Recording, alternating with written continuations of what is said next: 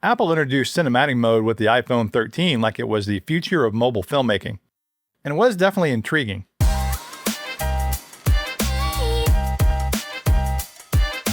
But initially it was hindered by only shooting 1080 at 30 frames per second. What really bugs me the most is that it's 30 frames per second. That ain't cinematic. Then came the iPhone 14, and thankfully with a big improvement. But now with the 14, you can shoot cinematic mode in 4K, and importantly, in 24 frames per second. 1, 2, 3, yeah. And then later, we did get better white balance control. And one thing Apple did improve, although it was to the entire camera app, not just cinematic mode, that was the ability to lock the white balance while you're recording. But really, since iPhone 14, not much has happened with it. If you're not familiar with cinematic mode, it's an effect Apple has added to their native camera app that gives video footage a shallow depth of field look. Basically, it mimics the look of a higher-end traditional camera. But of course here, it's being done through software. And the really cool thing is you can change the aperture and focus at any time, even after you shoot. And that is all true, but now, in 2026, do we even need it? Newer phones have larger sensors and can get pretty good shallow depth of field, truth be told, all on their own. And then we now also have more post-production tools to create fake shallow depth of field. But first, here are some cinematic mode shots from the iPhone 17 Pro.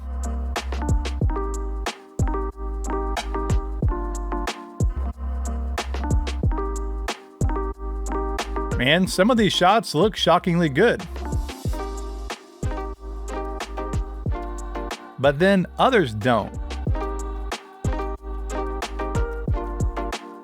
So it's really pretty much like it's always been. There's inconsistent depth maps or cutouts. There's the overprocessed look, which is something I really dislike, especially now because of Apple Log. And then there are weird focus decisions it makes.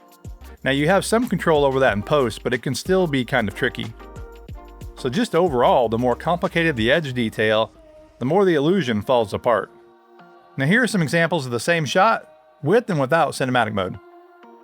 If you're about 5 or so feet away from the iPhone, you can get some pretty decent shallow depth of field with the standard camera.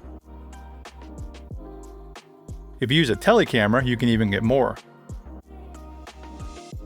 Now, of course, with cinematic mode, you can get more shallow depth of field just because you can adjust the fake aperture in camera or in post, including Final Cut Pro.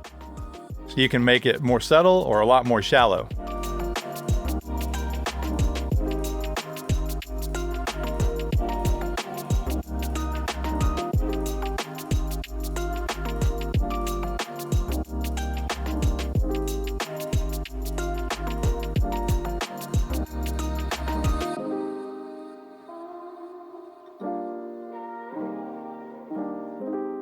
But I have to say, in the right situation, the standard camera can work just fine.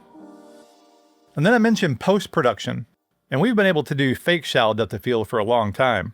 Like for example, I added it in my short film Miranda that I shot back in 2018, 2019, I think. This is the movie that won the Filmic Pro contest that year, and I did the fake shallow depth of field look in Premiere Pro using masking. It was honestly very tedious because back then I didn't have a way to auto track it very well, or at all. The RotoBrush tool in After Effects was around, but it wasn't nearly as good as it is today. And now with the new version of DaVinci Resolve, they've added a plugin called CineFocus, which is very easy to use and offers very similar results to cinematic mode.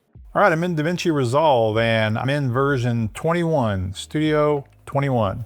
Although I believe this will work in the free version. This is the paid version. I got footage in here that was shot on the standard iPhone camera. That's why I've got standard written there. And you can see that there is some shallow depth of field inherently in this footage. It's subtle, but if you look at those trees back there, you can really see it. Go full screen. So you can see there is naturally some depth of field in the shot. My arm in the slate is about 5 feet away from the camera. I'm on the 24mm. But that's not super shallow. So what we can do now in Resolve is use a plugin called CineFocus. And so I will add a new serial node. And CineFocus works a lot like cinematic mode. It creates a depth map. And instantly you can see that it added a lot of shallow depth of field to that. Go back to the depth map.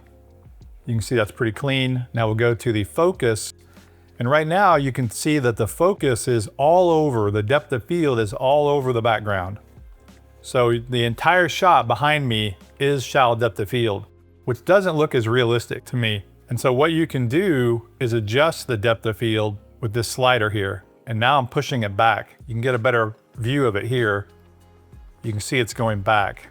So now it's on my shirt over there, now it's going back. And you can also adjust the focus distance, which plays into the depth of field. When I went back to the default, it pushes it way back, you can see there. So that's where the focus actually starts. So now everything with my arm and everything's in focus, but the background is out of focus. Let's go full screen. There's the look. Now I'll turn it off and go back to full screen.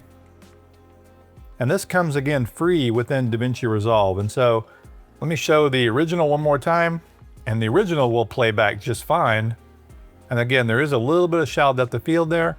And now let me back that up and I'll turn the effect on. And I'll play that. So the effect doesn't play nearly as well, but I think you can see that it did add a nice shallow depth of field look back there. And so if you're shooting without cinematic mode, you can definitely do this in post-production. And you can even do tracking in here and rack focus like you can in cinematic mode, but I'll show that in a different video. Now, what could make cinematic mode better? And better may not be the right word, but these features are missing. There's no Apple log in cinematic mode. That's one of the main reasons I don't use it much. And I actually have a LUT pack I created called Subtly Cinematic that I use on this footage that takes the digital edge off of it. So if you do shoot cinematic mode, check out that LUT pack, I'll put a link in the description. And then there's no ProRes recording either. But I'd take HEVC and Apple log if they'd make it available. That would be pretty great. Again, by adding Apple log, that would take away that over-processed, over-sharpened look that I just really don't care for. And then it would be nice if we could shoot higher frame rate in cinematic mode. 60 frames per second would be a good start, and that way we could get much better slow motion. But I can only assume that the processing power of the phone just isn't there yet to make all that happen. Or maybe Apple realizes the people who actually care about log and ProRes don't care about fake bokeh. So in the end, again, today you can get pretty good shallow depth of field with just a standard camera, especially when the subject is within 5 or so feet, or if you're using the telephoto cameras. And then today, if you want to add shallow depth of field in post-production, we've got tools that have gotten much better and easy to use, which is great. But for me, I think cinematic mode still wins for convenience for sure, instant delivery of the shots, and for social media stuff especially. And run and gun B-roll for YouTube too, it can work really well for that. But I do hope Apple will improve it in the future. But who knows, maybe it's as good as it's going to get. But what do you think? Let me know in the comments. Thanks for watching.